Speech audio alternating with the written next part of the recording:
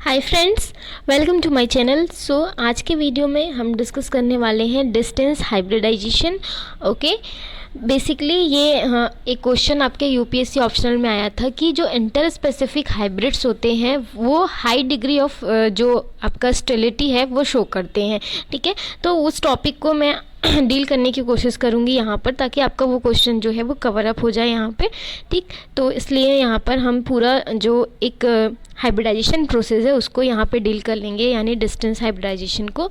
तो वो टॉपिक भी इसमें कवर अप हो जाएगा, और अगर नहीं होगा तो मैं इसके लिए सेपरेट वीडियो बना दूँगी आपके लिए। और इससे पहले कुछ प्रीवियस वीडियो आए थे जिसमें किसी को कुछ प्रॉब्लम थी, आई थिंक मेरे प्रोनाउंसिएशन पे, और मतलब मैं जो समझाती हूँ। तो अगर आपको वीडियो पसंद नहीं आते तो प्लीज़ आप वीडियो मत देखिए।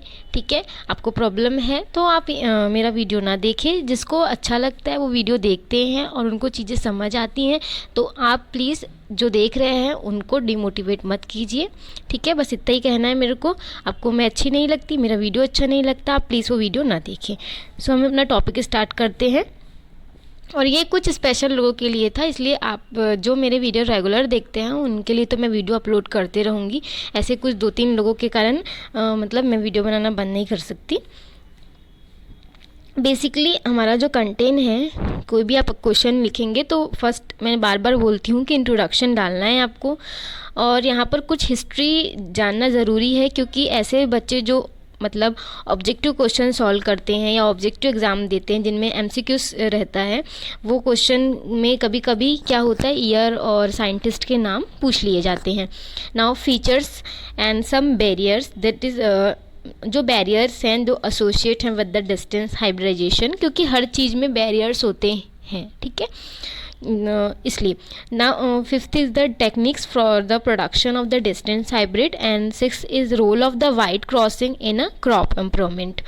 Now 7th is the limitations of the distance hybridization, and 8th is the achievements. Okay, यहाँ पर भी अगर किसी को प्रॉब्लम होगा कुछ तो कमेंट सेक्शन में बोल सकते हैं।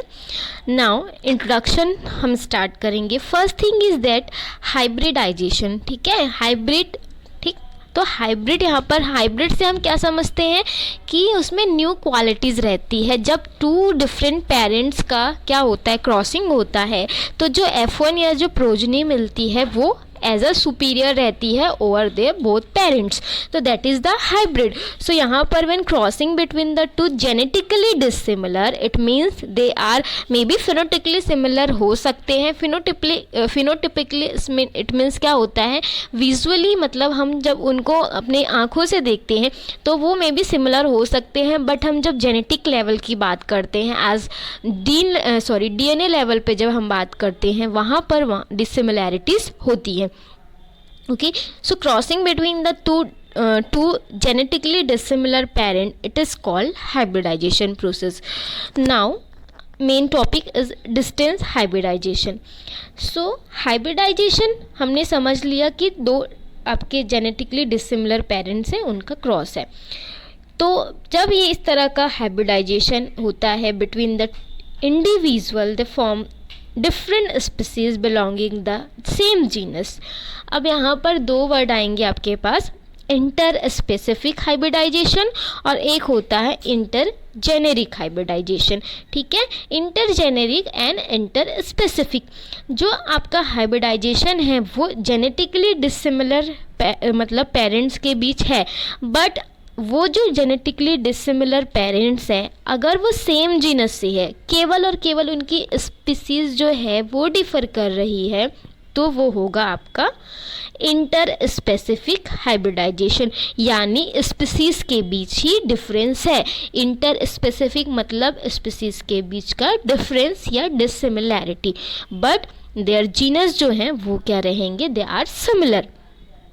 नाउ 2 डिफरेंट जेनेरा अगर हैं but the family is same, तो ये हो जाएगा इंटर जेनेरिक हाइब्रिडाइजेशन। मतलब कि जो जेनेरा है दे आर इंटर, यानी दे डिफरेंस। इंटर मतलब होता है अलग अलग, इंट्रा मतलब होता है विद इन द, ठीक है, और इंटर मतलब होता है दोनों के बीच, मतलब बिटवीन। ठीक है। It is termed as the distance hybridization, यानी दूर का डिस्टेंस मतलब जानते हैं ना आप, दूरी। ठीक, अब इसमें भी किसी को कुछ मजाक बनाना है तो बिल्कुल बना सकते हैं कि ये मैं बहुत ही सिली वर्ड्स में समझाने की कोशिश करती हूँ, तो उसका बहुत लोग जो भी कुछ लोगों ने मजाक बनाया तो वो प्लीज़ आप मत करिए, क्योंकि आप बहुत टैलेंटेड होंगे, ठीक है, आपका एक्स्ट्रा आईक्यू लेवल होगा, बट कुछ ऐसे स्टूडेंट्स हैं जिनको नॉर्मल वर्ड्स में चीज़ें इजीली समझ आती हैं, तो इसलिए प्लीज़ आप अपना मजाक यहाँ पर मत बनवाइए। Now such crosses are known as the distance crosses और वाइड क्रॉसेस। इस तरह का जो क्रॉस होगा उसको हम डिस्टेंस क्रॉस बोलते हैं, क्योंकि मे बी स्पीसीज में मतलब इंटर स्पीसीज है और इंटर जेनेरा है या इंटर जेनेरिक है, तो ये हो गया आपका distance hybridization. I think it may be clear now. This because individual used for the hybridization in such cases are the taxonomically more distinctly related than the different variety from the same species। ठीक है, now हम history देख लेते हैं। तो Thomas Fairchild ने 1717 में यानी 1717 में उन्होंने द फर्स्ट ऑथेंटिक रिकॉर्ड दिया डिस्टेंस हाइब्रिडाइजेशन का। यहाँ पर उन्होंने एक हाइब्रिड प्रोड्यूस किया, किसके बीच क्रॉस हुआ, दो फ्लावर थे, कार्नेशन एंड स्वीट विलियम, जिसके साइंटिफिक नेम आप यहाँ पर देख सकते हैं, डायंथस कैरोफाइलस, डायंथस बारबेटस। तो उनको हाइब्रिड मिला, तो यहाँ से एक हमको ऑथेंटिक रिकॉर्ड मिलता है डिस्टेंस हाइब्रिडाइजेशन का। उसके बाद 1928 में कारपेचेंको, ठीक है, मे बी थोड़ा बहुत प्रोनाउंसिएशन प्रॉब्लम हो सकती है, उसके लिए आई एम रियली सॉरी। सो उन्होंने एक इंटरेस्टिंग इंटरजेनेरिक मतलब फैमिली क्या है, सेम है, बट जो आपका जीनस है वो डिफरेंस है। जैसा कि हमने यहाँ पर देखा है, intergeneric it means different genera of the same family. तो ब्रासिका और रेफेनो मतलब उन्होंने क्या करा, जैसा कि आपको पता है जो आपका रेडिस होता है उसका जो मतलब रेडिस का वो ग्राउंड के नीचे रहता है, ठीक है, उसका मेन जो हम मतलब एडिबल पार्ट है वो बिलो द ग्राउंड रहता है, एंड जो आपका ब्रासिका है उनकी लीव्स बहुत बड़ी बड़ी रहती है, ठीक है। तो उन्होंने क्या किया, रेफेनो ब्रासिका, ठीक है, एक हाइब्रिड प्रोड्यूस किया जो कि इंटरजेनेरिक है, बट ये इतना सक्सेसफुल नहीं हुआ, उनके मतलब एक्सपेक्टेशन के अपोजिट रिजल्ट्स आए यहाँ पर। तो ये जो है यहाँ पर फैमिली दोनों की सेम है, बट जो आपका जेनेरा है वो डिफरेंस है। नाउ ये क्वेश्चन आपको पूछते हैं कारपेंचको वाला और ये थॉमस फेयरचाइल्ड वाला, एग्ज़ाम में बहुत पूछा जाता है। रिम्पू वाला क्वेश्चन भी आपको पूछेगा। 1890 में उन्होंने प्रोड्यूस किया, इंटरजेनेरिक सेम है यहाँ पर, मतलब उनका जेनेरा डिफरेंट है, इस फैमिली एकदम सेम है। दे हैव हाइब्रिड टिट्रिकेल, एग्ज़ाम में मस्टली पूछता है इसलिए आपको याद रखना है। टिट्रिकेल किसके द्वारा किया गया है, ये Rimpu 1890, which have a greater potential than the Raphanobrassica, मतलब as compare to Raphanobrassica इसका जो रिजल्ट था वो ज़्यादा बेटर था। नाउ इंटर स्पेसिफिक हाइब्रिडाइजेशन, इसका एग्जाम्पल है NERICA and upland rice of the Africa, ठीक है, अफ्रीका का एक क्या है, अपलैंड राइस है। ओराइजा सटाइवा जो कि आप जैसा कि जानते हैं एशियन अपलैंड राइस का बॉटनिकल नेम है। इनका नेचर कैसा रहता है ओराइजा सटाइवा का, non shattering and resistant to lodging, ठीक है, लॉगिंग अलग होता है, लॉजिंग अलग होता है, ठीक, ये याद रखिएगा। हाई इल्ड पोटेंशियल, तो ये किसका कैरेक्टरिस्टिक है, ओराइजा सटाइवा। बेसिकली जो ट्रू एडिबल राइस की स्पीसीज़ है वो होती है, मतलब 24 आई थिंक स्पीसीज़ होती है, जिसमें से कि ओनली 2 जो है हम एज अ एडिबल प्रोसेस के रूप में यूज़ कर सकते हैं, ठीक। तो उसमें एक होता है ओराइजा सटाइवा, सेकेंड होता है Oryza glaberrima. Oryza sativa Asian upland rice है, बट ओराइजा ग्लैबेरिमा जो है वो क्या है, अफ्रीकन राइस होता है। तो ओराइजा सटाइवा की कैरेक्टरिस्टिक राइजो सेटाइवा का जो नेचर है नॉन सेटरिंग और रेजिस्टेंट टू लॉजिंग, मतलब सेटरिंग नहीं होता उसमें बेसिकली, एंड लॉजिंग और लॉगिंग अलग है। जब बहुत ज़्यादा पानी रहता है फील्ड में, यानी बहुत ज़्यादा वाटर लेवल रहता है, that means logging condition. But lodging मतलब जब तेज़ हवाएं चलती हैं तो जो आपके क्रॉप है वो एक तरह से नीचे की ओर गिर जाते हैं, ठीक है, वो होता है लॉजिंग। तो यहाँ पर जो आपका एशियन राइस है उसमें रेजिस्टेंट रहता है इस चीज़ के लिए, और इल्ड का पोटेंशियल भी हाई रहता है। बट जो ओराइज़ा ग्लैबेरिमा है जो कि अफ्रीकन राइस है, वो सूखा सहन कर सकता है, यानी ड्रॉट आपका टॉलरेंट है, एंड उसमें डिसीज़ भी रेजिस्टेंट है, वीट सप्रेसिंग भी होता है। तो ये क्वालिटीज़ ग्लैबेरिमा में होती है। तो जो नेरिका है ये दोनों स्पीसीज का कॉम्बिनेशन है। तो ये क्या है, एक इंटर स्पेसिफिक हाइब्रिडाइजेशन है, मतलब स्पीसीज डिफरेंस है यहाँ पे। Now this is the African rice, this is the NERICA rice and this is the Asian rice. मतलब जब आपका अफ्रीकन एंड एशियन राइस का क्रॉस हुआ तो आपका जो नेरिका राइस है उसका प्रोडक्शन हुआ है। नाउ इंटरजेनेरिक क्रॉसेस, ठीक, इंटरजेनेरिक क्रॉसेस जो है, टिट्रिकेल जो है एक इंटरजेनेरिक क्रॉसेस है। This is the new cereal created in the lab condition. तो triticale it is a cross, intergeneric cross between the wheat, ठीक, मतलब फैमिली सेम है, बस जीनस डिफरेंस है, व्हीट एंड राई, ठीक। They was produced by embryo rescue of the product of fertilization and a chemically induced doubling of the chromosome. तो आपका tissue culture का एक और टेक्निक है एम्ब्रियो रेस्क्यू, ठीक है। यहाँ पर एम्ब्रियो का रेस्क्यू करके ये फर्टिलाइजेशन का एक प्रोडक्ट जो है उसके थ्रू आपका जो ये ट्रिट्रिकेल है उसका प्रोडक्शन हुआ, and this is the chemically induced doubling of the chromosome. It means यहाँ पर जो क्रोमोसोम की डबलिंग हुई वो केमिकली इंड्यूस्ड है, मतलब through the chemical. So embryo rescue they become necessary when fertile offspring is never produced by an interspecific crosses।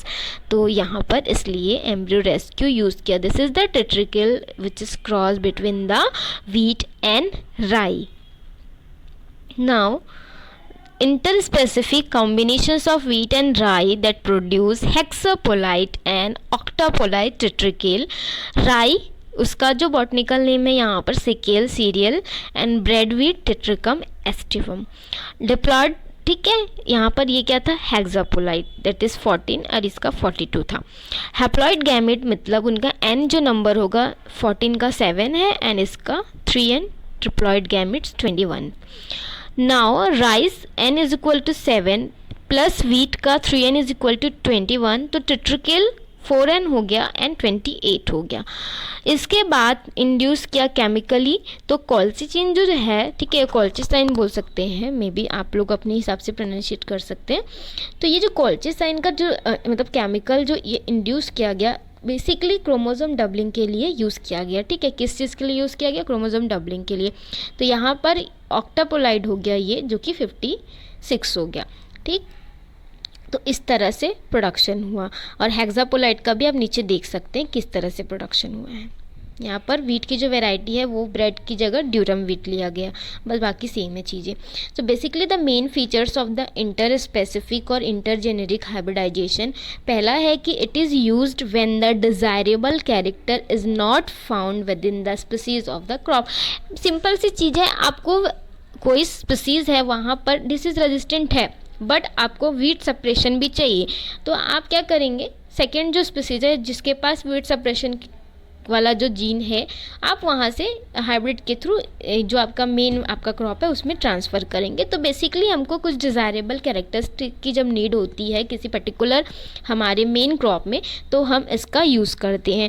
Now second, it is an effective method of transferring, मैंने बताया desirable gene into a cultivated plant, मतलब wild species से हम जो cultivated plant है उसमें desirable gene insert कर सकते हैं through the distance hybridisation.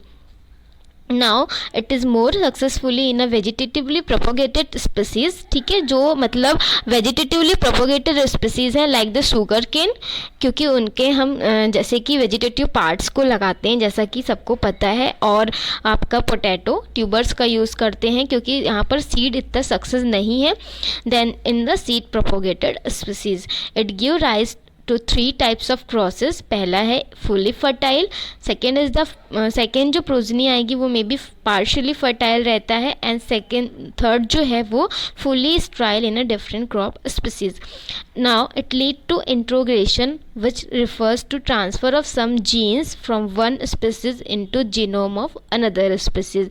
This is the introgression process, ठीक। Now 6 is the F1 hybrid between the 2 genus, they are always sterile, ठीक है, मतलब जो आपका F1 हाइब्रिड है 2 जीनस के बीच का वो हमेशा क्या होता है, स्ट्राइल रहेगा। Now the fertility has to be restored by the doubling of the chromosome, और ये आपकी जो बिकॉज दे आर स्ट्राइल तो आपको फर्टिलिटी स्टोर करने के लिए क्रोमोसोम डबलिंग थ्रू द कोई केमिकल इंड्यूस लाइक कॉल्चिसन ट्रीटमेंट के थ्रू हम क्रोमोसोम की डबलिंग करते हैं। नाउ फुल्ली फर्टाइल क्रॉसेस, ठीक, किस तरह के होते हैं। इंटर स्पेसिफिक जो क्रॉस होता है वो फुल्ली फर्टाइल होता है between the those species that have complete chromosomal homology, मतलब उन्हीं स्पीसीज के बीच का जब क्रॉस होगा, मतलब जो स्पीसीज आपके सेम है बट जीनस डिफरेंट है, that is the inter specific crosses. But ये इंटर स्पेसिफिक क्रॉस उन्हीं स्पीसीज के मतलब बीच सक्सेस होगा जिनके क्रोमोसोम जो है वो सेम होंगे, यानी उनकी क्रोमोसोम जो है उनकी होमोलॉजी सेम होगी। Now chromosome in such hybrids have the normal pairing at the time of meiosis and the result F1 they are fully fertile. Example cotton, wheat, oat and soybean. Now cotton जो है they are 4 cultivated species of cotton. यहाँ पर basically जो है 4 type के लेते हैं cultivation में कॉटन के स्पीसीज हैं, जो है हिरुस्टम, ठीक है, इसके अलावा है बारबेंडस, गॉसिपियम है, ठीक है, जी का मतलब गॉसिपियम है, एंड इसके बाद आर्बोरियम एंड एक होता है हार्बेशियम। तो जो आपके हिरुस्टम एंड बारबेंडस है वो टेट्रापोलाइड होते हैं, उनका 2n is equal to chromosome number 52 and जो डिप्लॉयड है वो 26 होते हैं। सेकेंड पार्शियली फर्टाइल क्रॉसेस कब, सेकेंड है partially fertile crosses. Partially fertile crosses मतलब तब मतलब ये जो पार्शियली फर्टाइल क्रॉस वाली प्रोजनी है वो इंटर स्पेसिफिक हाइब्रिडाइजेशन में तब प्रोड्यूस होती है जब जो क्रोमोसोम्स हैं, जो स्पीसीज जिनके बीच क्रॉस होना है उनके जो क्रोमोसोम है वो डिफ़र रहते हैं, मतलब डिसिमिलर रहते हैं, बट जो कुछ क्रोमोसोम है, ठीक है, वो क्या रहते हैं, कॉमन रहते हैं। इन सच सिचुएशन F1 जो होगा वो पार्शियल फर्टाइल होगा एंड पार्शियल स्ट्राइल होगा। एग्जाम्पल है wheat, cotton and tobacco. Like यहाँ पर आप देख सकते हैं पार्शियल स्ट्राइल और फर्टाइल का केस जो है यहाँ पर। नाउ थर्ड है आपका फुल्ली स्ट्राइल क्रॉसेस, मतलब टोटली स्ट्राइल रहेगा। Inter specific crosses they are fully sterile between those species which do not have chromosome homology, मतलब कॉमन भी नहीं है कुछ ऐसा सम जीन जो सम क्रोमोसोम है, इससे पहले कॉमन हो रहा था थोड़ा बहुत क्रोमोसोम, वो भी यहाँ पर नहीं है। Such hybrid they can made self-fertile by doubling the chromosome through the colchicine treatment. Example like tobacco, wheat, cotton, brassica and vigna species. Now some problem associated with the white crosses. The major problem associated with the white crosses are the cross incompatibility, hybrid inviability, and hybrid sterility and hybrid breakdown. These are the some major problem they are associated with the white crosses or white hybridization process. Now, what is the cross incompatibility? This is the inability of the functional pollen grain of one species or genus to effect the fertilization in other या another species और genus. मतलब कोई particular दो species लिया जाता है hybridization में, तो जो एक कोई species है उसका जो functional pollen है वो इनकम्पेटेबल है फर्टिलाइजेशन प्रोसेस के लिए, ठीक है। तो यहाँ पर दिस इज़ द फंक्शनल तो है, बट वो क्या हो रहा है, फर्टिलाइजेशन जो सेकेंड जो जीनस या सेकेंड जो स्पीसीज़ है उसके कंपैरिजन में फर्टिलाइजेशन प्रोसेस के दौरान इनकम्पेटेबल हो जा रहा है। There are 3 main reason of the cross incompatibility. पहला है पॉलन जर्मिनेशन, ठीक है, उसकी कमी या lack of pollen germination. Second is the insufficient growth of the pollen tube to reach to the ovule. मतलब पॉलन ट्यूब ठीक से डेवलप नहीं हुआ है, इस कारण से जो पॉलन है वो ओव्यूल तक सही रूप से नहीं जा पा रहा है। थर्ड है यहाँ पर inability of male gametes to unite with the egg cell. मतलब मेल गैमेट ही इनकम्पेटेबल है to unite with egg cell, that's why fertilisation process जो है वो नहीं हो पा रही है। This barrier are known as the pre fertilisation barrier, क्योंकि ये फर्टिलाइजेशन को रोक रहे हैं, that's why this is the pre. After fertilisation अगर ये चीज़ें होती that are the post fertilisation barriers. This is overcome by the employing different techniques या implying different techniques like the reciprocal crosses और ब्रिज क्रॉसेस में हम एक species जो हैं वो ब्रिज के रूप में यूज़ करते हैं, using the pollen mixtures and pistil manipulation, use of the some growth regulators. They are the some overcome techniques हैं जो यूज़ कर सकते हैं क्रॉस इनकम्पेटेबिलिटी को कम करने के लिए। What is the hybrid inviability? This refers to the inviability of the hybrid zygote or embryo. ठीक है, in some cases zygote formation they occur but further development of zygote जो है इट इज़ अरेस्टेड।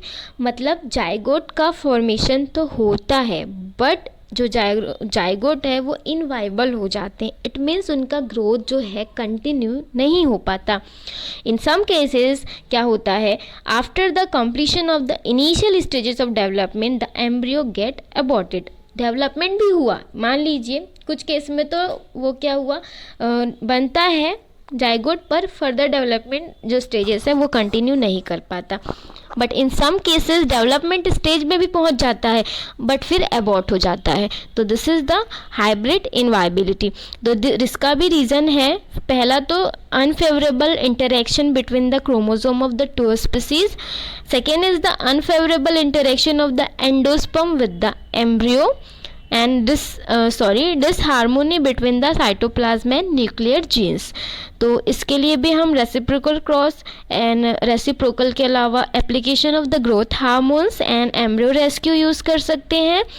यानी उस particular embryo, क्योंकि हमको पता है यहाँ पे एम्ब्रियो अबॉर्ट हो जा रहा है, जाइगोट नहीं बन पा रहा है, तो एम्ब्रियो को हम निकाल कर जो न्यूट्रन मीडिया है उस पर हम रेस्क्यू कर सकते हैं।